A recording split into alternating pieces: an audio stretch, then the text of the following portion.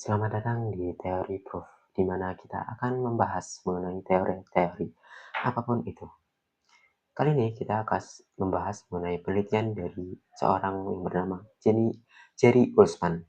Ya, dia adalah dosen dari University of Florida. Jadi dia dalam penelitiannya itu membagi dua kelompok mahasiswa fotografi, kelompok A dan kelompok B. Ya, mereka masing-masing diberi tugas untuk memfoto.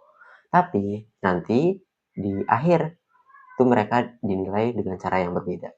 Kelompok A itu dinilai berdasarkan jumlah fotonya. Misalkan ada total 100 foto, maka nilainya adalah 100. Jika ada total 90 foto, maka nilainya adalah 90. Dan untuk kelompok B itu dinilai berdasarkan hasilnya, mulai dari komposisinya, pencahayaannya, dan lain sebagainya. Jika memang fotonya hasilnya bagus, maka nilainya 100. Nah, pada akhir pelaksanaan tersebut, akhirnya mereka dua kelompok ini dinilai. Dan hasilnya mengejutkan, bahwa ternyata kelompok A yang dinilai berdasarkan jumlah foto justru menghasilkan foto-foto yang luar biasa. Nah, kenapa ini bisa terjadi? Jadi, ada yang namanya bahwa kita itu belajar, ya. Kita belajar setiap kali kita melakukan sesuatu. Semakin sering kita melakukan sesuatu, semakin baik hasilnya. Jadi apa yang dilakukan kelompok A, itu mereka langsung ngelakuin tanpa mikir panjang. Ya, mereka udah tahu dasar-dasarnya, mereka langsung lakuin tuh, foto. Terus mereka lihat, oh kurangnya apa ya? Oh kurang ini nih. Terus mereka foto lagi, foto yang lain. Dilihat lagi, oh evaluasi, kurang apa? Oh, lakuin lagi. Gitu. Sampai kemudian mereka dapetin 100 foto. Ya. Dari 1 ke 100 foto, mereka tuh terus mengevaluasi gitu ya. Ini kurang apa nih? Apa yang perlu diperbaiki? Ya, walaupun cuma sedikit-sedikit ya. Ini penerangannya kurang deh. Ini komposisinya kurang deh, dan lain sebagainya. Nah, sedangkan kelompok B, ini mereka terlalu lama dalam memikirkan. Mereka terlalu lama dalam mengkonsepkan sebuah foto. Misalnya, mereka bingung nih, ini tempatnya di mana ya ngefotonya? Wah, ini temanya mau apa ya? Gitu. Ini komposisinya mau kayak gimana ya? Pencahayaannya yang bagus kayak gimana ya? Akhirnya mereka terlalu banyak waktu kebuang di mikir, di perencanaan. Pas ngefoto, ya hasilnya ternyata ada sesuai yang pasti ada hal-hal yang tidak sesuai dengan yang kita harapkan. Entah itu cuaca, atau ternyata alat-alatnya kurang, dan lain sebagainya.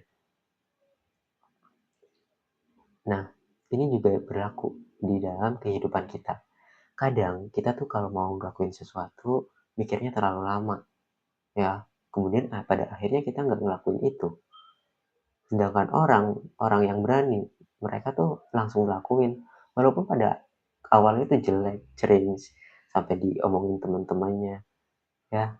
Tapi mereka akhirnya ngelakuin terus, melakukan perbaikan terus, akhirnya mereka berhasil. Banyak banget yang terjadi seperti ini, ya. Makanya ini juga ada konsepnya nih, namanya konsep teori Kaizen, di mana kita bisa melakukan perbaikan terus-menerus, walaupun perbaikannya itu kecil, tapi dilakukan terus-menerus, maka hasilnya akan luar biasa. Dan kita akan baik di situ.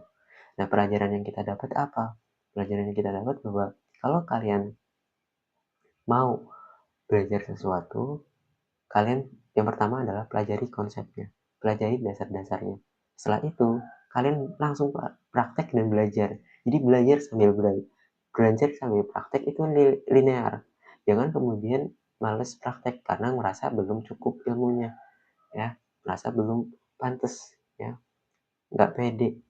Ya padahal praktek itu penting, ya. Kita bisa tahu nih apa yang sebenarnya terjadi, yang kita nggak bisa dapetin kalau kita cuma baca atau ngerti teorinya, ya.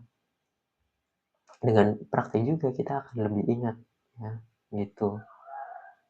Nah, ini juga seringkali kita terjadi kayak gini ya. Misalnya, aku yakin kalian semua pasti pernah lihat konten-konten terkait dengan kehidupan ya, tata cara menghadapi orang lain, gimana caranya ngomong, atau kemudian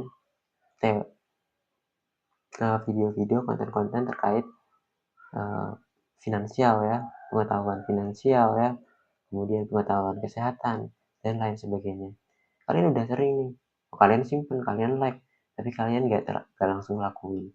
Kalian mikir-mikir, ah gue belum siap, ah nanti aja gitu ya. Akhirnya nggak bisa-bisa. Sedangkan orang yang langsung lihat kontennya, mereka langsung praktek. Oh ternyata prakteknya gini ya. Ada yang kurang nih berarti dari teori, dari bacaan konten yang dulu itu. Mereka akhirnya improve sendiri, mereka perbaiki, mereka tanya, cari tahu, akhirnya berkembang terus. Nah itulah pentingnya sebuah percobaan, pentingnya sebuah praktek ya, gitu.